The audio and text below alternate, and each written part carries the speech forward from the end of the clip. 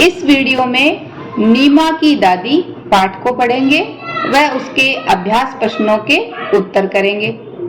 नमस्कार बच्चों, हिंदी कला केंद्र में पढ़ने वाले सभी बच्चों का स्वागत है।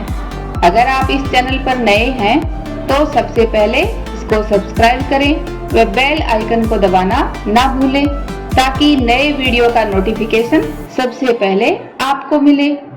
बच्चों, आज हम पढ़ने जा रहे हैं हमारी हिंदी की पुस्तक सारंगी में कक्षा 2 का पहला पाठ, जिसका नाम है नीमा की दादी। दादी का नाम सुनते ही सब बच्चों के चेहरे पर खुशी के भाव आ जाते हैं, क्योंकि सभी बच्चों की दादी माँ उनको बहुत प्यार करती हैं। कभी कभी पापा मम्मी की डांट से भी बचाती हैं, है ना? साथ ही दादी माँ थोड़ा बहुत घर का काम भी करती हैं। तो बताइए बच्चों, इस चित्र में कौन क्या क्या काम कर रहा है? ध्यान से देखिए इस चित्र को। ये देखो, यहाँ पर दादी माँ इस बच्चे के लिए कुछ बनाकर लाई हैं तो उसको खिला रही हैं। यहाँ पर दोनों बच्चे इस बॉल के साथ खेल रहे हैं। दादाजी यहाँ बैठकर अखबार पढ़ रहे हैं। कुछ बच्चे यहाँ पर छुपम छुपाई का खेल खेल रहे हैं। ये यहाँ पर 2 बच्चे शीशों पर झूल रहे हैं। यहाँ पर ये 3 बच्चे रस्सी कूद रहे हैं। यहाँ पर एक बच्चा पेड़ पर रस्सी बांधकर उसके साथ झूल रहा है। उसके पापा मम्मी चाय बना रहे हैं और कुछ खाने के लिए फल काट रहे हैं। एक लड़की यहाँ पर गुब्बारे उड़ा रही है तो एक बच्चा यहाँ पर नाव की सवारी कर रहा है। यहाँ पर किसी बच्चे के पापा गिटार बजा रहे हैं और उसकी मम्मी बैठकर सुन रही हैं। इस तरह सब लोग कुछ ना कुछ काम कर रहे हैं। इन सब लोगों को इस तरह से खेलते हुए व काम करते हुए देखकर आपको क्या लग रहा है कि ये कौन सा दिन हो सकता है? ये तो कोई रविवार या कोई छुट्टी का दिन लग रहा है ना? आप भी ऐसे ही अपने परिवार के साथ पिकनिक पर जाते हो ना? यहाँ पर कई परिवार आए हैं, जिनमें कोई बच्चा अपने दादी दादा के साथ आया है तो कोई बच्चे अपने पापा मम्मी के साथ आए हैं। अब चलिए बच्चों, देखते हैं इस कहानी में नीमा की दादी क्या क्या काम करती हैं। देखो इस चित्र में दादी माँ सब्जियां काट रही हैं। यहाँ पर नीमा से बातें कर रही हैं। यहाँ पर अपने घुटनों पर तेल मालिश कर रही हैं और यहाँ पर नीमा के साथ खुशी खुशी दौड़ती हुई भाग रही हैं। तो अब इस कहानी को पढ़ते हैं। नीमा दोपहर में 2 बजे स्कूल से लौटती है। ये देखो, नीमा स्कूल से घर आई है। इस समय घर पर सिर्फ दादी होती हैं, वे कहीं नहीं आती जाती हैं। नीमा जब भी स्कूल से 2 बजे घर पे जब आती है तो उसके घर पर कौन होता है? सिर्फ उसकी दादी, क्योंकि वो कहीं आती जाती नहीं है तो इस समय वो आराम से उन्हें मिल जाती हैं। कभी बैठे बैठे सब्जी काट रही होती हैं। जब नीमा स्कूल से घर आती है तो उस समय दादी माँ क्या कर रही होती हैं? सब्जी काट रही होती हैं। उनके घुटनों में दर्द रहता है, इसलिए कभी वे अपने घुटनों में तेल मल रही होती हैं। दादी माँ के घुटनों में दर्द है, इसलिए वो अपने घुटनों पर तेल लगाकर उसकी मालिश कर रही हैं। मलना यानी उस पे लगा रही हैं। उन्हें नीमा का बहुत इंतजार होता है। जब दादी माँ घर पर अकेली होती हैं तो उनको इंतजार रहता है कि कब जल्दी से नीमा स्कूल से घर लौटे। नीमा रोज खाना खाते खाते स्कूल की बातें सुनाती है। नीमा जब स्कूल से घर आती है तो खाना खाते खाते अपनी दादी माँ को अपनी स्कूल की बातें बताती है। दादी भी उससे खूब बातें करती हैं। आप भी बच्चों जब स्कूल से घर आते हो तो अपने स्कूल की ढेर सारी बातें किसको सुनाते हो? अपनी मम्मी को या दादी को, है ना? ऐसे ही नीमा भी अपनी दादी माँ को सुना रही है। शाम को नीमा खेलने जाती है। एक दिन नीमा खेलने के लिए जाने लगी तो दादी बोली, नीमा थोड़ी देर बैठ जा। क्यों? नीमा पलटकर बोली। पलटकर यानी पीछे मुड़कर उसने देखा और बोला कि क्यों दादी माँ? मेरा समय नहीं कटता, दादी बोली। तो यहाँ पर मेरा समय नहीं कटता से दादी माँ का अर्थ था कि मैं यहाँ पर बोर हो जाती हूँ अकेले अकेले, मेरा समय कम ही नहीं होता ऐसे लगता है मुझे। नीमा रुकी, फिर दौड़कर दादी की चप्पलें ले आई और बोली, दादी आप भी मेरे साथ खेलने चलिए। खेलने में समय बहुत जल्दी कटता है। मैं 5 बजे खेलने जाती हूँ पर 10 मिनट में ही 6 बज जाते हैं। तो यहाँ पर नीमा ने ऐसे क्यों कहा? क्योंकि खेलते समय नीमा को इतना आनंद आता है कि उसे पता ही नहीं चलता कि कब 1 घंटा हो जाता है और उसे ये लगता है कि जैसे अभी वह 5-10 मिनट पहले ही आई थी। तो आपके साथ भी ऐसा होता है? ये बात आप मुझे कमेंट बॉक्स में लिखकर बताना। दादी जोर से हंसी, फिर वे दोनों खेल के मैदान की ओर चल पड़े।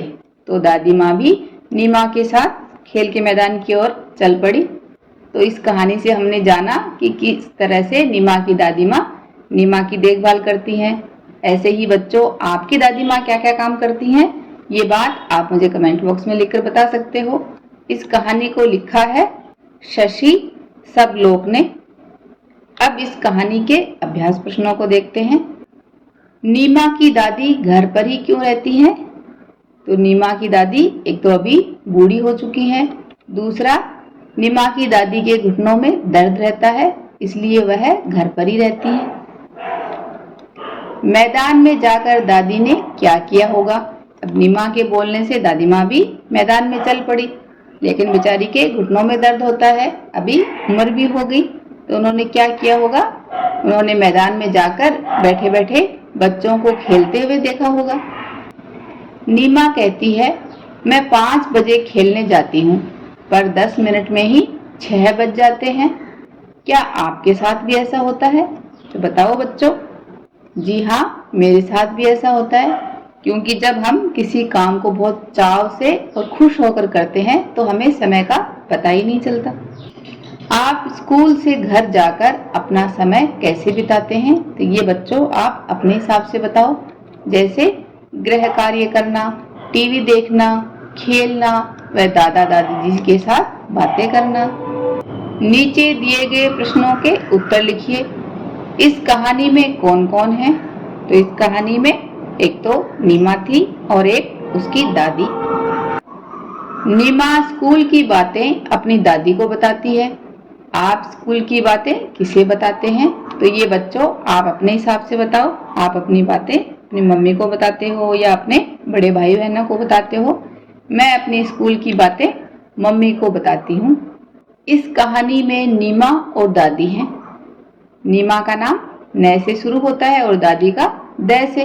न और द से शुरू होने वाले कुछ शब्दों की सूची बनाइए। तो न से शुरू होने वाले कुछ शब्द लिखिए। जैसे उदाहरण के लिए नानी, नहर, नमक। ऐसे ही एक शब्द आप मुझे कमेंट बॉक्स में लिखकर बताना। द वाले शब्द दवाई, दवात, दादा। एक शब्द आपको मुझे कमेंट बॉक्स में लिखकर बताना है। नीचे कुछ वर्ण और कुछ मात्राएं दी गई हैं, इन्हें जोड़कर अपने शब्द बनाइए और अपनी कॉपी में लिखिए। तो यहाँ पर इन चित्रों को देखकर देखते हैं सबसे पहले कौन सा शब्द बनता है। जैसे कि ये ताला, तो यहाँ पर तय के साथ हम जोड़ेंगे आ की मात्रा और ल के साथ आ की मात्रा, तो बन जाएगा ताला। ऐसे आप अपनी कॉपी में लिखिए। ये है बीज, तो ब में हम लगाएंगे बड़ी ई की मात्रा और ज, बीज। चरखा, ऐसे ही चाबी, चाबी में आ जाएगा बड़ी ई की मात्रा और च के साथ आ की मात्रा। मकान, घर, बस। कुछ अक्षर छूट गए हैं, उन्हें लिखिए। तो यहाँ से शुरू कीजिए। ए, आगे क्या आएगा? आ, इ, ई, उ, ऊ, री, ए, ऐ, ओ, औ। कहानी में इंतजार शब्द आया है। अक्षर के ऊपर लगने वाली बिंदी को अनुस्वार कहते हैं। इंतजार में जैसे ही ई के ऊपर बिंदी लगाई तो बन गया इंतजार, यानी ये था इंतजार और ये बन गया इंतजार। आइए ऐसे ही कुछ अन्य शब्दों को देखते हैं। ये अनुस्वार लगाने के बाद बनने वाले शब्द हैं और ये बिना अनुस्वार के। तो बिना अनुस्वार के क्या होगा? शक, और अनुस्वार लगाने से बन जाएगा शंख।